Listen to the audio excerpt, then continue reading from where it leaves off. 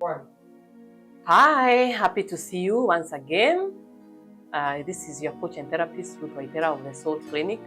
At the Soul Clinic is where we fix your pain, we help you feel good so that you can live a whole life. Our greatest life mission is to ensure that people are living their best lives, that they are living authentically, that they are living in purpose. Because what is the essence of living if you're not going to live in purpose? Why should you be around for so long if you're just living and you're not thriving? So we want to ensure that you are thriving. We want to ensure that you are able to deal with the emotional and physical and whatever blocks that can easily show up in your life to hinder you living a purposeful life. So this is episode 2 concerning trauma. I'm hoping that by now you have watched episode 1 where we defined what trauma is all about. And now you are in episode 2. And in episode 2, I want to show you why it is important that you process trauma. Yes, and if you haven't watched our episode 1, there's a link in the comments of this video. So you can go there first and watch our episode 1 so that you are able to flow with the content in episode 2. So in today's episode, I want us to look at why it is important to process trauma, because trauma informs our core beliefs. If you have been through a traumatic experience and you didn't process it well, especially traumatic experiences that happen when you are younger, they inform your core beliefs and how you view yourself, how you present yourself in the world, and how you make your life choices. So it's important to know that processing of trauma is important so that you have core beliefs that support the version of you that you want to become. Because the reason as to why many of us are not able to live our lives authentically is because we have these core beliefs that don't support the version of us that we want to become. So your reference point of yourself, the self, the reference point of the self for you could be so warped and very dysfunctional, and that is where you are not able to live your best and most authentic life. So I want us to look at how trauma informs our core beliefs. And in this episode, I will go especially to trauma that happened in our earlier years. Trauma is overwhelming. And like we said in the other episode, sometimes we get defense mechanisms so that we are able to make sense of these traumatic experiences. And in that trying to make sense of the traumatic experience and is trying to avoid the overwhelm that sometimes comes with experiences that we don't understand, we create these narratives and stories that make sense.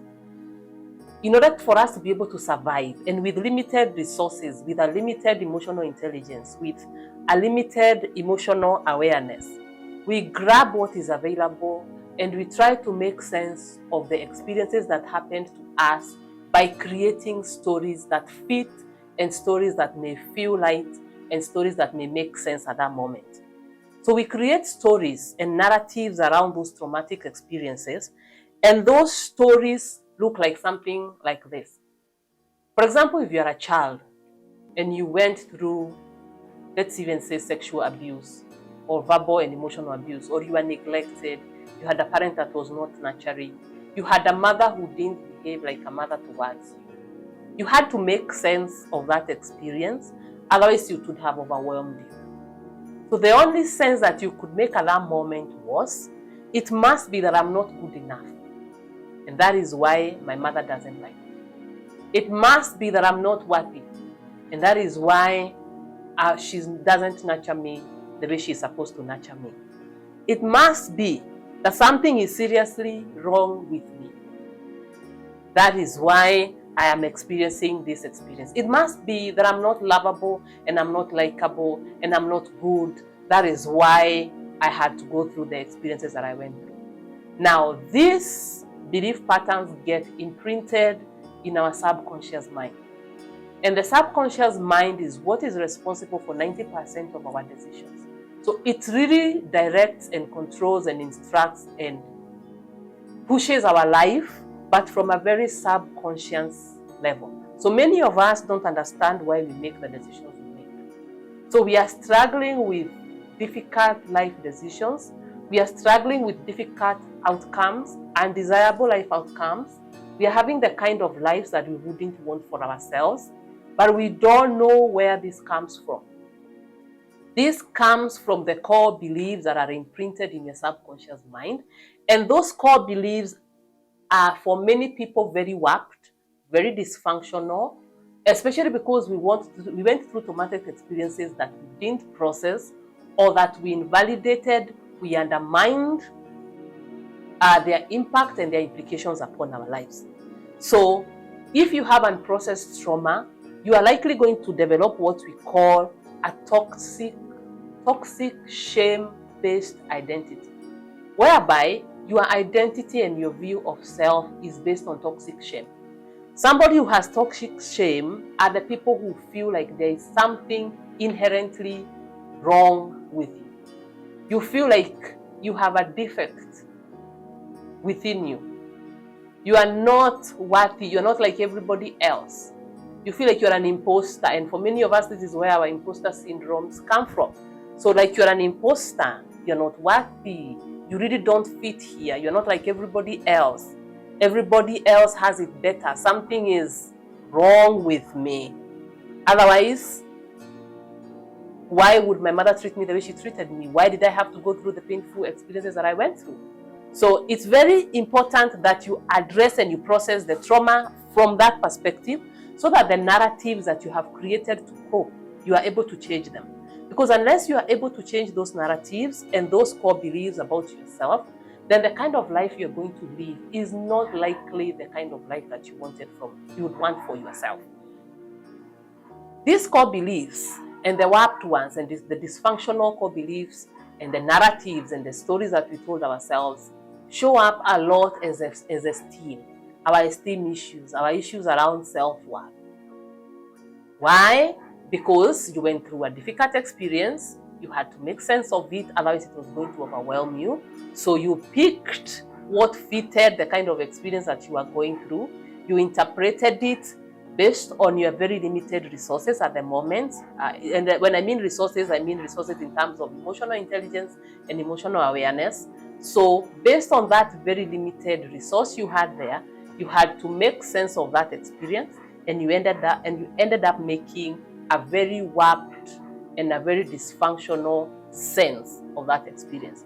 And from that sense, then you drew your sense of self-worth. So that means that your sense of self-worth is going to be warped, it's going to be dysfunctional, it's not going to be supportive. It's actually going to sabotage you. It's going to sabotage the version of yourself that you want to become. So it's important that you process trauma so that you clear what stands in the way of you and the person that you want to become. Because at the very core, you are a human being of worth. But you are not able to access that worthiness, the core of your being, because in between you and that core are these unprocessed traumas, and through these unprocessed traumas, you have these core beliefs that you formed about yourself. So how you view yourself today may not be accurate. And it's not accurate because you have trauma that you didn't process. You have trauma that you had to set up very strong defense mechanisms, that you had to create narratives to suit whatever experience it is that you are going through. And because of that, then you're not able to live your best life. So we need to be able to digest these undigested experiences that we talked about in episode 1. So we have those undigested experiences. And unless you're able to digest them, then you are not able to open up fully to yourself. You're not able to have a good flow of who you are.